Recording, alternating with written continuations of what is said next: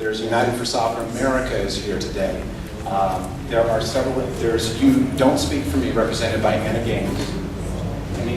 You have to forgive me for not mentioning any other groups, but we were quite concerned about the fallen officer last week and a half ago, their full family.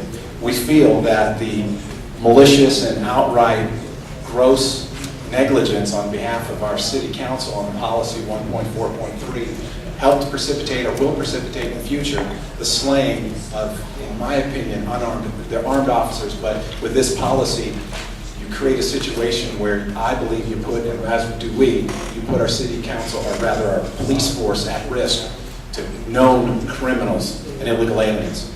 As you guys are well aware probably that over 83% of arrest warrants for murder in the city of Phoenix are issued for illegal aliens. So don't try to tell the public that crime is not directly related to illegal aliens. It is. In Arizona here, according to the FBI and the INS, illegal aliens make up over 40% of the prison population here in the state and federal, in the state of Arizona. And we, the taxpayers, are paying for that. We're appalled by several comments that you've made, Mr. Mayor, in regards to just pointing to the federal government. Clearly, with your operational order 1.4.3, you have a hand in reducing illegal immigration and making a safer place for the citizenry. It's offensive in here as well that you actually put handcuffs, in essence, on the police officers and tell them when they come across basically an illegal alien in the normal course of their duties that they're basically to do nothing. Definitely don't report them to ICE. In the end of this ordinance, you actually encourage the police officers, if they identify an illegal alien, but they're not sure because they don't really get to identify them, you refer them to Chicanos por la Causa, Chicanos for the cause. Clearly, that group aids and abets illegal aliens in taking advantage of all of our social services. In addition to that, they have a scholarship program for the people in that program that's Corazon de Aztlan. Clearly, that scholarship, they encourage their recipients to recite what negative effects they had on the retreat, how the retreat affected them. What retreat are we talking about? Probably that they don't recognize the Treaty of Guadalupe Hidalgo. In addition to that, the board of that organization is a litany of several city employees, state employees, La Raza, which is a well-known in my opinion, in my strict opinion, my sole opinion, anti-American group. And in addition to that, Se Puede.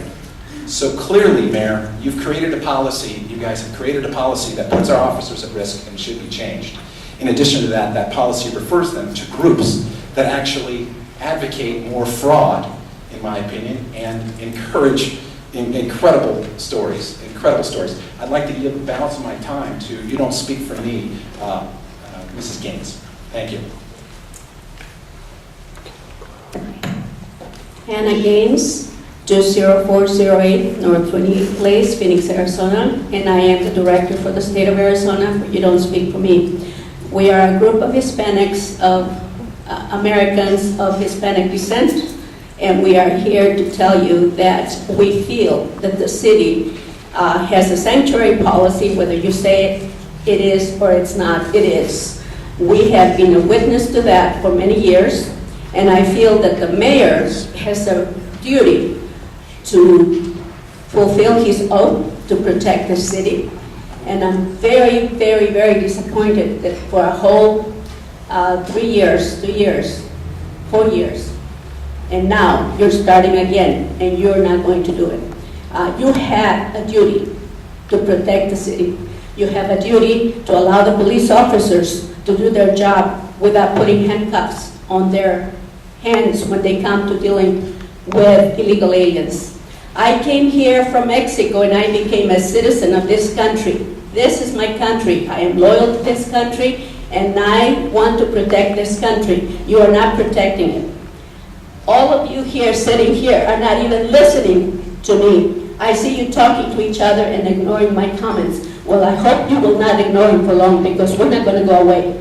We are working through the legislature and we intend to follow up to the end. You have a duty, Mr. Mayor. You, councilwoman and councilman, have a duty to protect the city, and I hope you will. But police officers do not need to die anymore. You are not protecting the police officers? Thank you very much. Thank you, and I hope you listen to me. That concludes our public comment for this evening. Okay, meeting recessed until zoning at 5 o'clock.